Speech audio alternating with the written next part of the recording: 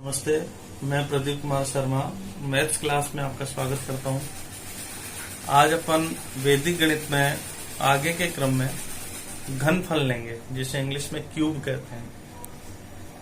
RBSC के course में घनफल एक छोटा क्वेश्चन आता है बोर्ड में, शुरू का पहला दूसरे क्वेश्चन में आ जाता है।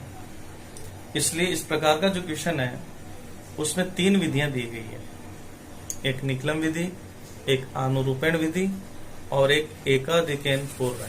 तो आज हम एक विधि का उपयोग करेंगे और बड़े ध्यान से और डिटेल से आप समझोगे। वीडियो पूरा देखना तो समझ में आ जाएगा। आज अपन जो ये ले रहे हैं प्रश्नावली 1.2, जिसमें घनफल है क्यूब जो होता है वो। वैदिक गणित में इसकी 3 विधियां हैं, सूत्र निकलम विधि द्वारा, दूसरा उपसूत्र अनुरूपण विधि द्वारा और तीसरा सूत्र एकाधिकन पूर्वण। तो आज अपन सबसे पहले सूत्र निकलम जो विधि होती है अपन ले रहे हैं निकलम विधि। निकलम विधि पहले भी मैंने इसका थोड़ा सा याद रखने के लिए बताया था कि इसमें आधार उपाधार काम में लिया जा सकता है, या अपन इसको याद रखने के लिए ये भी कह सकते हैं कि हमें विचलन निकालना है। इसमें विचलन निकालते समय में ये ध्यान रखना है कि विचलन जो है वो छोटे से छोटा अंक हो, और विचलन निकालने के लिए हमें आधार 10, 100 या 1000 के आसपास जाना पड़ता है। जो निकटतम हो उसी से अपन विचलन ज्ञात करेंगे, चाहे हमें आगे बढ़ना पड़े या पीछे आना पड़े। तो इसके लिए मैं बुक का जो क्वेश्चन है वो ले रहा हूं निकलम विधि के लिए। 21वां क्वेश्चन है। इसमें अंक दिया है 14, 2 अंक है इसमें देखिए इकाई का अंक 4 है, दूसरा ये दहाई का अंक 1 है। तो आधार 10 के आसपास दिख रहा है, तो इसमें आधार 10 होगा तो इसका उपाधार जो होगा वो 1 ही रहेगा। इसलिए सरल विधि है ये, इसके 2 फार्मूले होते हैं। तो सबसे पहले तो अपन यहां लिखेंगे आधार। तो ये 10 के पास की संख्या है, उपाधार इसका 1 है, 14 हो जाएगा। और आगे जो दिखाई दे रहा है ये विचलन, तो विचलन निकालने का वही पूर्व तरीका है। संख्या में से विचलन को, आधार को घटाते हैं तो विचलन प्राप्त होता है। तो विचलन आ गया 4। अब इसका फार्मूला है, क्योंकि यहां पर हमारे पास उपाधार नहीं है, तो केवल यदि हमारे पास आधार हो तो इसका एक फार्मूला है जो मैं यहां लिख रहा हूं। इसको थोड़ा ध्यान से याद करें तो और भी ठीक रहेगा। घनफल यानी क्यूब बराबर संख्या, यहां वो संख्या लिखेंगे जिसका घनफल ज्ञात करना है, प्लस विचलन जो आएगा वो यहां पर विचलन होगा, और विचलन को अपने को गुणा करना है 2 से। ये पहला खंड हो गया। ओब्लिक दूसरा जो खंड है उसमें घनफल में 3 से गुणा होता है, और विचलन जो होगा उसका स्क्वायर होगा, क्योंकि पहले खंड में हमने घात 1 लिखी विचलन की, और दूसरे खंड में घात लिखेंगे इसकी 2। और जो तीसरा खंड होगा उसमें केवल विचलन की घात 3 आ जाएगी, यानी विचलन क्यूब आ जाएगा। फार्मूला बड़ा आसान है, संख्या प्लस विचलन गुणा 2 पहला खंड है, ओब्लिक 3 गुणा विचलन स्क्वायर दूसरा खंड हो गया, और ओब्लिक विचलन क्यूब तीसरा खंड। अब इसमें दूसरे और तीसरे खंड में कितने अंक रहेंगे वो हमें आधार का शून्य बताएगा। तो इसमें आधार में शून्य 1 है, इसलिए तीसरे खंड में और दूसरे खंड में केवल 1 अंक रहेगा, बाकी इधर जुड़ता जाएगा। अब जैसे हमें 14 का घनफल ज्ञात करना है, तो देखो मैं फार्मूले में लिख रहा हूं 14 का क्यूब। तो ये हो गया संख्या की जगह अपन 14 लिखेंगे, प्लस विचलन यहाँ आया 4 गुणा 2 पहला खंड हो गया, ओब्लिक 3 गुणा विचलन यहाँ पर 4 है तो 4 का स्क्वायर हो जाएगा, ओब्लिक विचलन क्यूब यानी 4 का क्यूब हो जाएगा। अब यहाँ आगे हल करेंगे तो आएगा 14 प्लस 4 दूनी 8, ओब्लिक 3 गुणा 4 चौक 16, ओब्लिक 4 को 3 बार गुणा करने से आएगा 4 चौक 16 और 16 चौक 64। आगे जब 14 और 8 होंगे, ओब्लिक 16 × 48 ओब्लिक 64। अब देखिए इधर अपन ने आधार में जो लिया था वो 10 लिया था, इसमें 1 शून्य है, इसलिए इधर जो दूसरा और तीसरा खंड है उसमें एक एक अंक रहेगा, तो अपन लिखेंगे 4। 6 जो होगा वो दूसरे खंड में जुड़ेगा, तो 48 और 6 54, 54 का 4 आएगा। फिर यहाँ हासिल की 5 लगेगी, 4 दिख रहा है लेकिन 5 लगेगी, 22 और 5 हो गए 27, तो ये 27 और 44 हो गया। अब देखिए मैं आपको क्लियर कर दूं, अपन एक संख्या ले रहे हैं, 22वां क्वेश्चन है 97। यदि अपन इसका आधार 10 लेते हैं तो उपाधार इसका आएगा 9, क्योंकि उपाधार इधर शुरू में दिख जाता है, विचलन इधर दिख जाता है, तो 9 इसका उपाधार हो जाएगा, विचलन इसका 7 होगा। लेकिन उपाधार बड़ा होने के कारण इसके फार्मूले में उपाधार स्क्वायर आता है, जो आगे अपन पढ़ेंगे, इसलिए ये बहुत बड़ी संख्या हो जाती है और जटिल हो जाती है। जबकि वैदिक गणित का नियम है कि अपन जटिल क्वेश्चन को भी सरल करें, इसलिए यहां पर ये विधि, इस लंबी विधि से बचने के लिए मैं इसे गलत मानता हूं, आप इसे नहीं करें और अच्छा भी रहेगा जब अपन इसको सरल विधि से करें।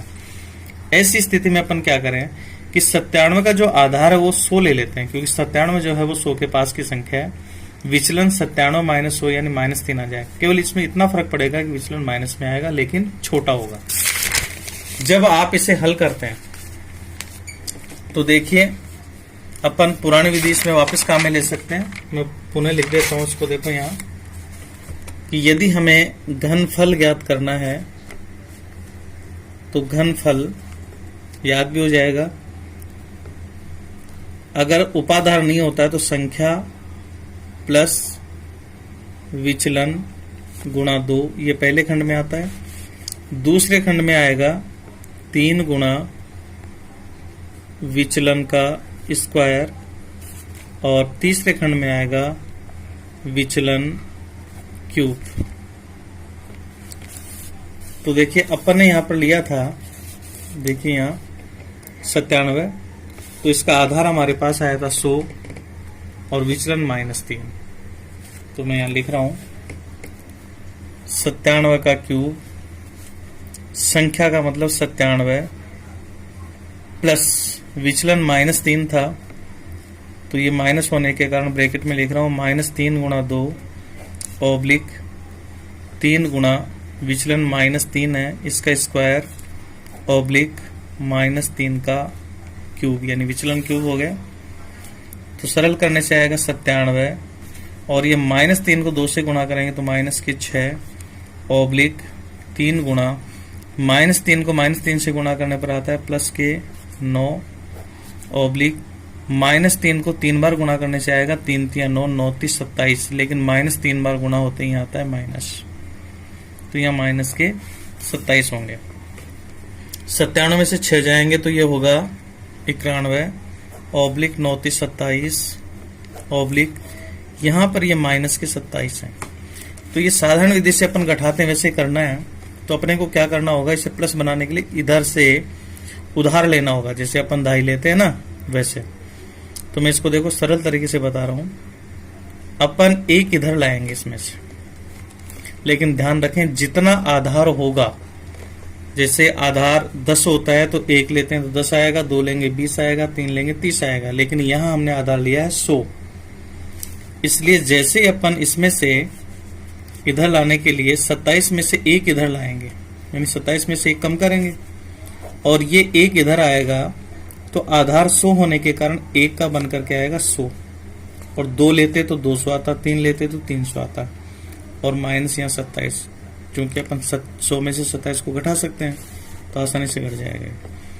तो ये हो गया 91 ऑब्लिक 27 में से 1 गया तो ये हो गया 26 ऑब्लिक 100 में से 27 घटाना है तो 10 में से 7 गए 3 और 9 में से 2 गए 7। तो अब यहां पर देखिए आधार में हमारे पास 100 था, 2 शून्य थे, तो दूसरे और तीसरे खंड में 2 अंक हैं, तो कहीं आगे जाकर के नहीं जुड़ेंगे, अपने को ऑब्लिक हटाना है केवल। तो 91 26 और 73 इसका आंसर हो जाएगा। ऐसे फिर अपन एक अगला क्वेश्चन लेते हैं, 23वां क्वेश्चन। और 23वां जो क्वेश्चन है उसमें अपने पास है 27। देखते ही संख्या से पता चल जाता है कि ये आधार और उपाधार वाली संख्या है। क्योंकि इसका आधार अपन लेते हैं, ये 10 के पास की है और उपाधार निकालना बड़ा आसान है। इधर वाली संख्या उपाधार होगी और इकाई अंक इसमें विचलन डायरेक्ट दिखाई दे रहा है, तो उपाधार 2 हो जाएगा। 10 को 2 से गुणा करने पर 20 हो गया और 7 जोड़ने पर 27 हो जाएगा, इसलिए विचलन इसका आएगा 7। अब अपन ऐसे नहीं कर सकते 27 में से 10 को घटाया ये विचलन निकाल लिया, ऐसे नहीं निकलेगा। इसमें आधार, उपाधार और विचलन तीनों को हल करने से 27 आता है। 10 को 2 से गुणा किया 20, 20 में 7 जोड़ने से 27 प्रकार से। अब हम जो विधि अपनाएंगे सूत्र में थोड़ा सा परिवर्तन होगा। तो देखिए मैं इधर आपको दोनों चीजें बता रहा हूं।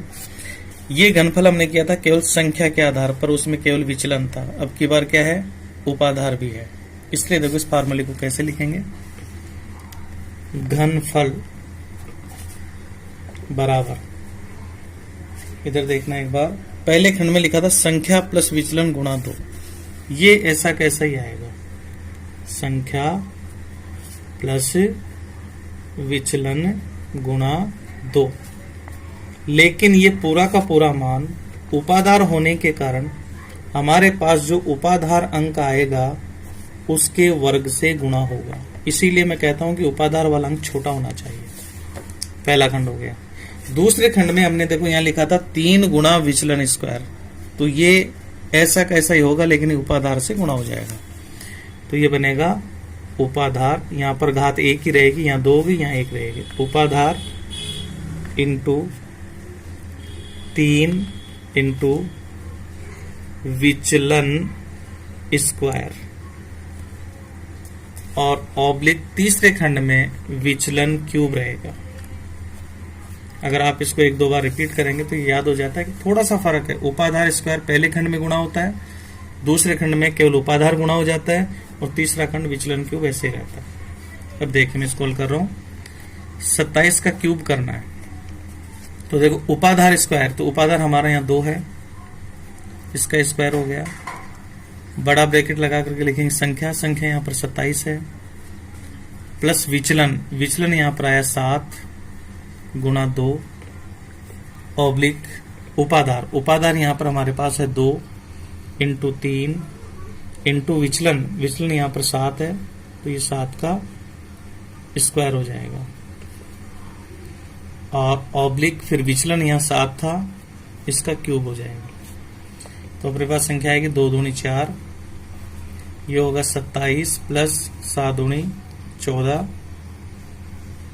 ऑब्लिक 3 दूनी 6 इंटू 7 7 49, ऑब्लिक 7 को 3 बार गुणा करने से 343 आता है।